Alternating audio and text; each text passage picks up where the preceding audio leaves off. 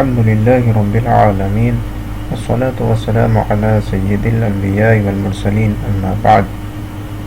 ناظرین کرام، السلام علیکم ورحمۃ اللہ وبرکاتہ. جیسا کہ آپ لوگوں کو معلوم ہے کہ ہم تقسیم وراثت کے مسائل کو پڑھ رہے تھے اور اس میں ہم احوال تک پہنچ چکے ہیں. احوال کہتے ہیں کہ کنڈیشنز، یعنی کہ کس حالت میں کس وارث کو کتنا مال ملے گا. جیسے کہ ہم نے پچھلے لیکچر میں بیان کیا تھا کہ قرآن نے جو حصے بیان کیے ہیں، بعض کو کہا ہے کہ اس کو سمن دیا جائے، بعض کو کہا کہ ان کو سدس دیا جائے، بعض کو کہا کہ ان کو نصف مال دیا جائے. تو اب وہ کون سے افراد ہیں اور وہ کون سی کنڈیشن ہے کہ ان افراد کو سدس ملے گا یا سمن ملے گا، یا وہ حصہ کہ جو قرآن نے بیان کیا وہ حصہ ملے گا. اور بسا اوقات ان افراد کو ایسی کنڈیشنز بھی لاحق ہوتی ہیں کہ ان کو کچھ بھی مال نہیں مل رہا ہوتا، بلکہ ان کو محروم کر دیا جاتا ہے. تو ان چیزوں کو، ان کنڈیشنز کو احوال کہا جاتا ہے. تو ایسی جیسے ہم نے کہ 12 اصحاب فروض پڑھے تھے کہ 12 اصحاب فروض ہیں جس میں سے 4 مرد اور 8 عورتیں ہیں. تو اب بالترتیب ان کے ہم جو ہے وہ تمام کے احوال پڑھیں گے کہ سب سے پہلے سب سے پہلے جو ہے وہ جد صحیح کا ہم نے پڑھا تھا. تو جد صحیح کس کو کہتے ہیں؟ میں نے بتایا تھا آپ کو کہ میں نے دادا کو جد صحیح اب نارملی بول سکتے ہیں، لیکن اس کی باقاعدہ ڈیفینیشن ہوتی ہے. لیکن آپ دادا کو کہہ سکتے ہیں، جو سگا دادا ہو اس کو جد صحیح کہہ سکتے ہیں. تو اس کے احوال پڑھیں گے. اب ان کے احوال کے بعد ہم باپ کے احوال، پھر باپ کے بعد شوہر، پھر شوہر کے بعد اخیاف بھائی کے. اسی طریقے سے ہم جو ہے وہ اصحاب فروض میں سے جو عورتیں ہیں ان کے احوال پڑھیں گے. تو سب سے پہلے چلتے ہیں کہ جد صحیح کے احوال کی طرف. جد صحیح کے 4 احوال ہوتے ہیں، یعنی اس کی 4 کنڈیشنز ہوتی ہیں. سب سے پہلی کنڈیشن کہ یہ دیکھا جائے گا کہ میت کا باپ موجود ہے. اچھا، یہاں پر ایک بات یاد رکھا جائے، ویسے تو اس کے اندر سلائڈز کے اندر میں نے بالکل ہی واضح طور پر اس کو جو ہے وہ ہائی لائٹ کرا ہے کہ میت کا، کہ جو بھی رشتہ دیکھا جائے گا وہ میت کے اعتبار سے دیکھا جائے گا. جو شخص فوت ہو رہا ہے، جو مورث ہے، جو وارث بنا رہا ہے، جو شخص فوت ہوا ہے، اس کا اعتبار سے دیکھا جائے گا، نہ کہ اس شخص کا اعتبار سے کہ جو ابھی زندہ ہے.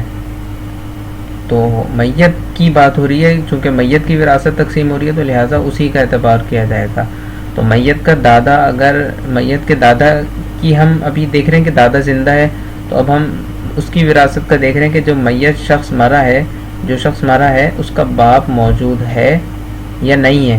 اگر باپ موجود ہو تو میت کا جو دادا ہوگا وہ محروم ہو جائے گا. اور یہاں پر ایک یہ اصول بھی لگتا ہے کہ واسطے کے ہوتے ہوئے ذو الواسطہ محروم ہو جاتا ہے. جیسے میں نے آپ کو پیچھے عرض کری تھی کہ جو واسطہ بن رہا ہوتا ہے وہ ذو الواسطہ، ایک جیسے بیٹا اور باپ کی وہاں پہ مثال دی، بیٹا اور پوتے کی مثال دی تھی کہ ایک شخص کا انتقال ہوا، اس کا بیٹا بھی زندہ ہے اور پوتا بھی زندہ ہے. تو پوتے کو وراثت میں سے کچھ نہیں ملے گا، کیونکہ جو واسطہ ہے یعنی بیٹا، کیونکہ جو شخص مرا ہے اس کا پوتے سے واسطہ بنتا ہے بیٹے کے ذریعے سے، اور بیٹا چونکہ ابھی زندہ ہے تو لہٰذا بیٹے کے ہوتے ہوئے پوتے کو کچھ نہیں مل سکتا. ہاں بالفرض اگر بیٹا نہ ہو پھر پوتا موجود ہے تو پوتا اب مال وراثت میں سے حصہ لے گا. تو یہاں پر بھی یہی اصول لگتا ہے کہ میت کا جو دادا سے رشتہ بنتا ہے وہ باپ کے واسطے سے بنتا ہے. چونکہ باپ موجود ہے لہٰذا دادا محروم ہو جائے گا. اس کے بعد پھر دوسری کنڈیشن آتی ہے کہ میت کا باپ اگر موجود نہیں ہے. یہ تو اس صورت میں تھی کہ جب میت کا باپ موجود ہو، اور اگر میت کا باپ موجود نہیں ہے تو پھر ہم یہ دیکھیں گے کہ بیٹا یا پوتا. اب یہاں پر بھی یہ یاد رکھا جائے، یہ میت کی بات ہو رہی ہے کہ میت کا بیٹا یا پوتا موجود ہے یا میت کا بیٹا یا پوتا موجود نہیں ہے. اگر بیٹا یا پوتا موجود ہو تو اب دادا کو جو ہے وہ سدس ملے گا. سدس یعنی چھٹا حصہ. پورے مال کے 6 حصے کرے جائیں گے اور 6 حصوں میں سے ایک حصہ اس کو دے دیا جائے گا. پھر اگر یہ کنڈیشن بھی جب ہے کہ جب بیٹا موجود ہو یا پھر پوتا موجود ہو. اور وہی بات، اگر دونوں موجود ہیں تو کیا ہوگا؟ تو ظاہر سی بات ہے پوتے کا تو اعتبار ہے ہی نہیں، لیکن بیٹے کے اعتبار سے دادا سدس حصہ لے گا. اور اس کے بعد دیکھا جائے گا کہ بیٹا یا پوتا موجود اگر نہیں ہے تو پھر دیکھیں گے کہ ہم بیٹی یا پوتی دونوں میں سے کوئی بھی ایک موجود ہو یا دونوں موجود ہوں، کوئی مسئلہ نہیں ہے. بیٹی یا پوتی موجود ہو تو دادا کو سدس بھی ملے گا اور دادا کو عصبہ بھی بنا دیا جائے گا. اسبہ بنانے سے مراد یہ ہے کہ دادا کو اسبہ بنا تو دیا جائے گا، لیکن پہلے دادا کے علاوہ جتنے بھی ذوی الفروض ہوں گے ان میں جو جو حصے ہم نے تقسیم کریں گے، جو جو کنڈیشن اپلائی ہوگی ان کے اوپر، اور ان کو جو حصہ ملے گا اس حصے ملنے کے بعد اگر بالفرض کوئی حصہ بچ جاتا ہے، 1 2 3 جتنے حصے بچ جاتے ہیں تو وہ تمام لے جائے گا، یہ تو اسبہ بھی بنا دیں گے۔ یہ کب کنڈیشن ہے کہ بیٹا یا پوتا دونوں میں سے کوئی بھی موجود نہ ہو اور بیٹی یا پوتی موجود ہو۔ اچھا، اب سوال پیدا ہوتا ہے کہ بیٹی یا پوتی بھی موجود نہیں ہے، بیٹا پوتا تو موجود بھی نہیں تھا لیکن بیٹی پوتی بھی موجود نہیں ہے، تو اب کیا حالت ہوتی ہے؟ تو اب یہ کنڈیشن بنتی ہے کہ جو دادا ہے دادا کو خالی اسبہ بنا دیا جاتا ہے۔ اسبہ سے مراد کیا کہ ذوی الفروض کو دینے کے بعد جو کچھ بھی بچا ہے وہ تمام کا تمام یہ لے کر جائے گا۔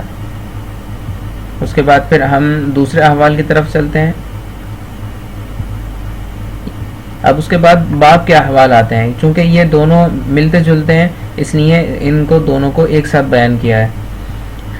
اب باپ کے احوال میں ہم نے سب سے پہلے جد صحیح کے احوال میں ہم نے دیکھا تھا کہ باپ موجود ہو، تو یہاں پر تو یہ کنڈیشن نہیں ہے، باقی تینوں کنڈیشن وہی ہیں کہ میت کا سب دیکھا جائے گا بیٹا یا پوتا موجود ہے تو باپ کو سدس، باپ کا میت کا بیٹا یا پوتا موجود نہیں ہے تو اس کے بعد دیکھا جائے گا کہ بیٹی یا پوتی موجود ہے یا نہیں، اگر موجود ہے تو سدس بھی ملے گا اور عصبہ بھی بنے گا، اور اگر موجود نہیں ہے تو پھر سدس تو پھر دادا کو خالی عصبہ بنے گا، سدس نہیں ملے گا، صرف عصبہ، فقط عصبہ۔ اسی کو عصبہ تعصیب محض بھی کہتے ہیں، عصبہ محض وغیرہ اس طرح کے ناموں سے پکارا جاتا ہے۔ تو نام کچھ بھی ہو، اصل وہ چیز ہے، وہ علم ہے کہ آپ کو پتہ ہونا چاہیے کہ اس حالت میں اس کو کتنا مال ملے گا، کیا مال ملے گا۔ تو آج ہم نے جو ہے وہ جد صحیح کے احوال اور باپ کے احوال پڑھے ہیں، تو ایک دفعہ اس کو خلاصتاً دیکھ لیتے ہیں کہ جد صحیح کے 4 احوال ہوتے ہیں۔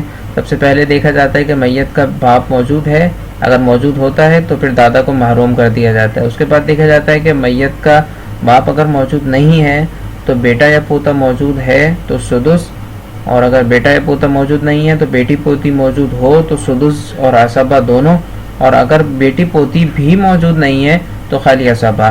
اور باپ کے احوال کی اگر ہم اس باپ کو احوال کے ہم خلاصہ دیکھیں تو پورا جو جد صحیح کے پہلے حال کو چھوڑ کر باقی تینوں حال اس میں وہی اپلائی ہوتے ہیں کہ میت کا بیٹا یا پوتا موجود ہو تو باپ کو سدس، بیٹا پوتا موجود نہیں ہے، بیٹی پوتی موجود ہے، بیٹی موجود ہو یا بیٹی پوتی موجود ہو، دونوں میں سے کوئی ایک، تو سدس بھی ملے گا اور عصبہ بھی بنے گا، اور اگر بیٹی یا پوتی دونوں میں سے کوئی موجود نہ ہو تو پھر عصبہ بنے گا فقط۔